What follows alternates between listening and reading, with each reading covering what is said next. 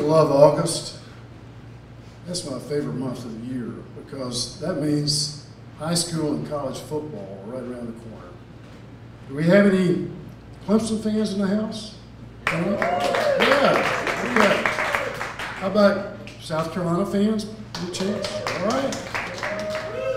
I'm going to take you back to August of 1969.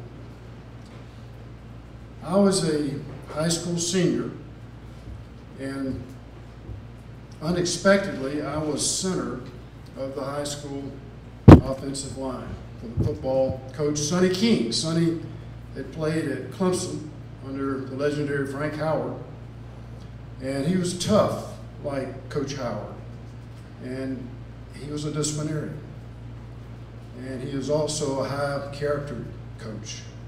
He taught us to respect our opponent, to be a good sport. But he also expected us to win, to compete on every play, to never give up.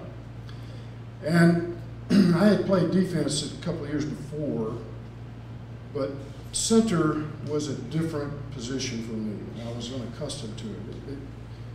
It was different for me because I had to snap the ball, throw that ball back to him.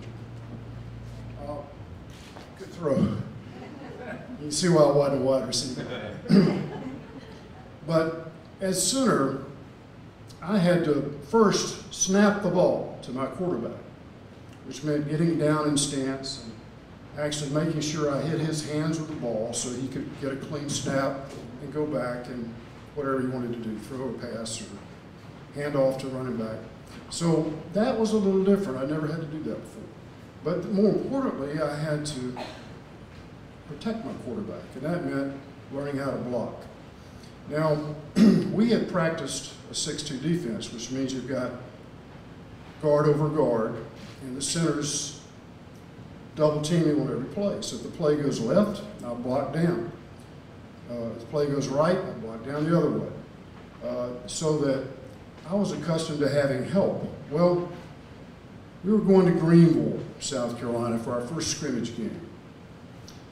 So we all climbed on the athletic bus, and their gear, everybody was on board. Parents were following in their cars. My dad in his old 65 Plymouth Belvedere, which I wasn't sure was going to make the trip. We got up to Greenville, warmed up. It was a hot, muggy day, much like today. And Coach came over and says, "Ervin, you know who your assignment is tonight?" I said, "No, sir, Coach." Who? He says, "You don't know?" I said, "No, sir. Who's going to be?" "You're going to have to block Andy Levinas." Well, that didn't really mean much to me.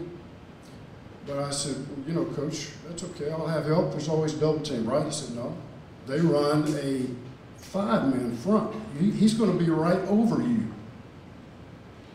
Okay. Right foot on that. So then I found out in talking with some of the other players, this guy's being recruited by Clemson, Georgia, LSU, Georgia Tech. And so he comes out on the field, and I just panicked, just like that. I just panicked. I said, "You know, this guy's a Greek god. I can't block him, you know?" I tensed up. I said, "What am I going to do? I'll squeeze the ball flat before I can block this guy." I mean, you know, he's massive. Here I am, 6 feet tall, 145 pounds soaking wet. And this guy comes on the field, and he's 6'5", 255. 6'5", 255. And not only that, he is bucked up. I mean, he looks like one of those Clemson D linemen, you know, with the big guns, and he had the real tight jersey, so they kind of, you know, glistened in the sun. And so, you know, I was really getting worried by then. So, unlike a regular game where you've got the coach on the sideline, this scrimmage allows the coach to stand in the huddle, which is a good thing because he can direct his players on what to do next. Not so good, however, if you're making mistakes and not doing your assigned task. So it comes time for the first play. Everybody's warmed up, ready to go. The ball's set for a snap. I run out. I'm the first out of the huddle. I get over the ball. Here's this guy, this massive guy, this overshadowed me. You know, I was scared to death. So I had no double team. He was my man. I had to figure out how to block him. We had a pass play call. I was focused on getting that snap back to the center, and it was on 2. The count was 1, but 2, and before I knew it, Levinas had run right by me, just like a lightning bolt. And darn if he didn't sack our quarterback. He sacked him, and it was like a 10-yard loss. And so I walked back to the huddle, and the coach says, "Ervin, what happened? I mean, that's your man. Come on, man. You know, be a man. Buck up. Let's get him. We're going to run the same play." So I go back out, get back over the ball again. The guy even looks bigger this time. He's got a smile on his face. You know, he's like, can't wait to get this guy again. So here we go. Up 1, up 2. This time he just throws me down to the side. He uses his strength, not his quickness. I thought he was going to make the quick move again. No, just throws me down. Runs back, sacks the quarterback. Now Coach King is really mad. I mean, he's steaming. So I'm embarrassed. I've let my teammates down. I've got friends and family in the stadium, and Coach King is waiting for him. He grabs my face mask with his right hand, and he says, "Damn it, Ervin. We're going to run that same play and you block it. You understand me? We're going to run the same play." And he turned to the defensive room. "We're going to run the same play until Ervin blocks him."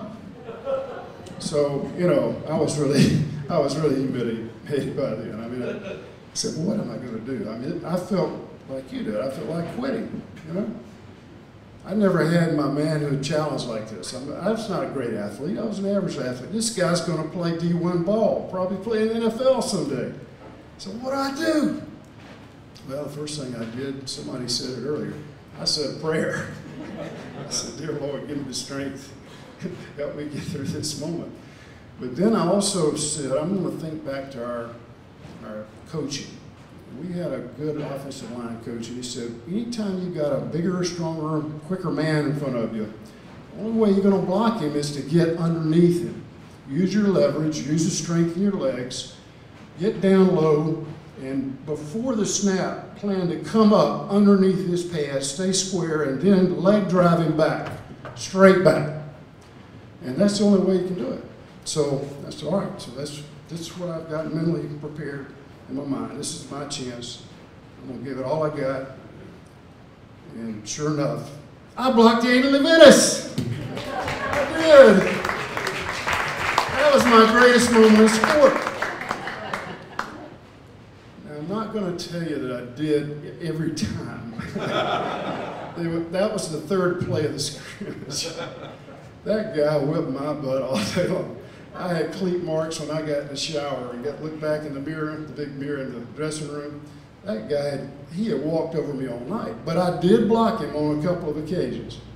My point is this, we all, and I suspect some of you, have faced or you are facing some tough situations in life.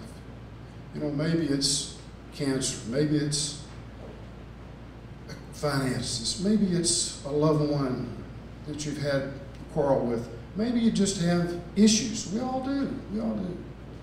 We all do from time to time. And sometimes it seems insurmountable. There's no way I'll ever overcome this adversity. There's no way I can do it. I'm telling you that you can do it. And that's my story to share with you. Never give up. Winston Churchill always said, you know, in that famous speech that he gave at the boys' high school where he graduated, never, ever give up. Thank you.